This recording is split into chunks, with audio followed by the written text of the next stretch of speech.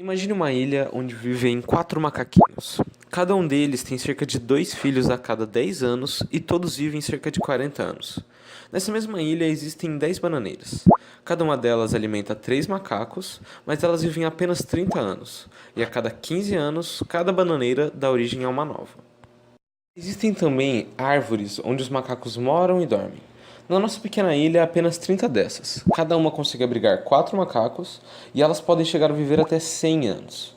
A cada 30 anos, uma nova árvore surge a partir das velhas. Agora vamos observar essa ilha depois de 30 anos passados. O que será que mudou? Bom, existem agora 108 macacos na ilha, 50 bananeiras e 60 árvores para eles.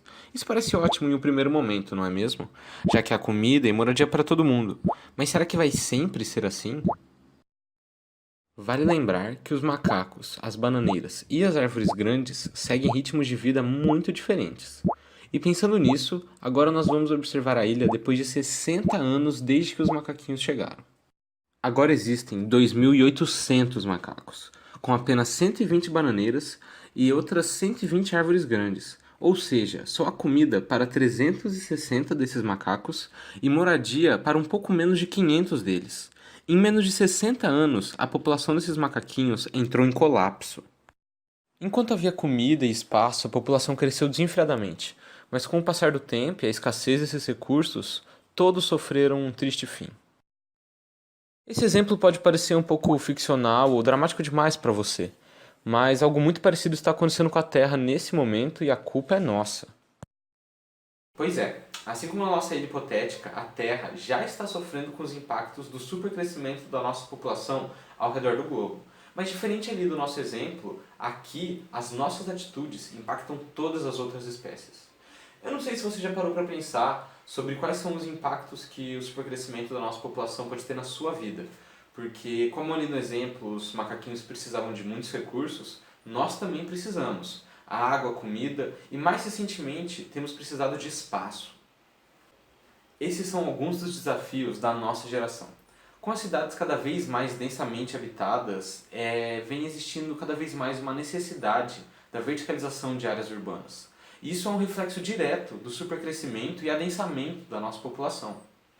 E mesmo assim, não existem mais grandes áreas de terra destinadas à habitação humana. Apesar disso, a agricultura não parou de crescer, e hoje ela já ocupa 37% de toda a área terrícola do planeta. Isso é necessário para produzir as quantidades de alimento massivas que uma superpopulação como a nossa demanda.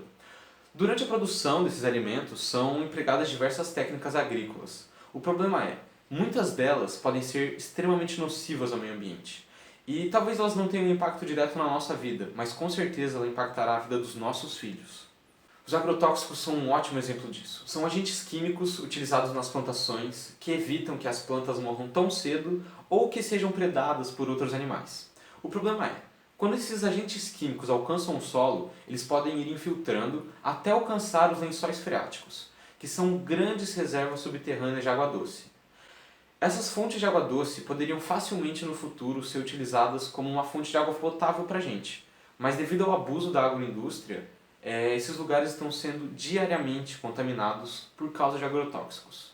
Isso pode ter um impacto direto na vida dos nossos filhos. Hoje nós ainda temos uma certa tranquilidade para consumir água doce, mas quem garante que isso vai continuar assim daqui 30 ou 40 anos?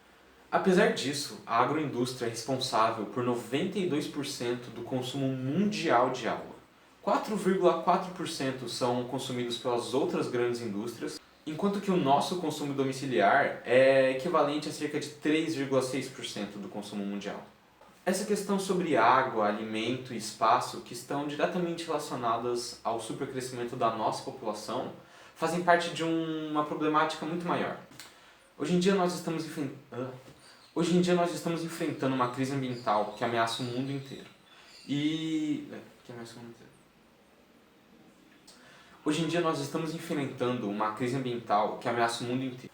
As elevações do nível do mar, derretimento das geleiras, temperaturas muito acima da média e incêndios como nunca antes registrados são acontecimentos que estão todos conectados. E o ponto de encontro entre eles é a nossa massiva emissão de CO2, o gás carbônico.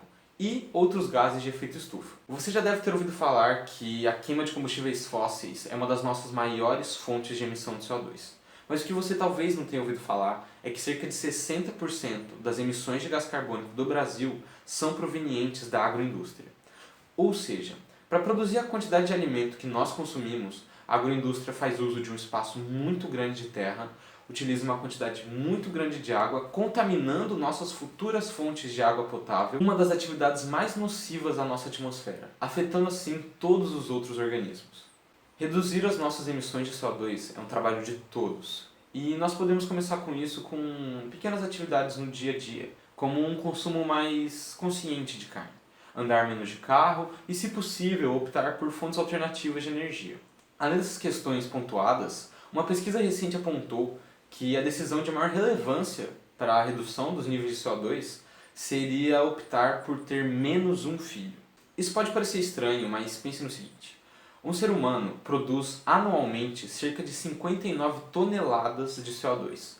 Isso, para vocês terem uma ideia, é o equivalente ao que um carro popular produziria para dar 6 voltas no planeta Terra. É exatamente por conta desse somatório e todas essas coisas que nós fazemos ao longo de toda a nossa vida que optar por ter menos um filho se torna a opção de maior relevância quando se fala de reduzir as emissões de CO2. Sabendo agora sobre o impacto que cada um de nós tem, se torna muito importante que sejam feitas promoções e incentivos a políticas de educação sexual, bem-estar infantil e planejamento familiar. Mas isso não pode ser só um papel do Estado. Nós também temos um papel de conversar isso com as pessoas, tanto com os nossos amigos, quanto com alguém que possa ter dúvidas sobre o assunto. O planejamento familiar não é uma opção para todos, e nós sabemos disso. Mas para aqueles que têm como se organizar, que o façam. Porque apesar de ser uma iniciativa particular que é tomada dentro de casa, o impacto dela reflete em todo o mundo, e principalmente na próxima geração. Os macaquinhos do nosso exemplo não sabiam do impacto que eles estavam causando a si mesmos. Assim, de tudo que nós sabemos, eu tenho certeza que eles teriam feito algo sobre o assunto.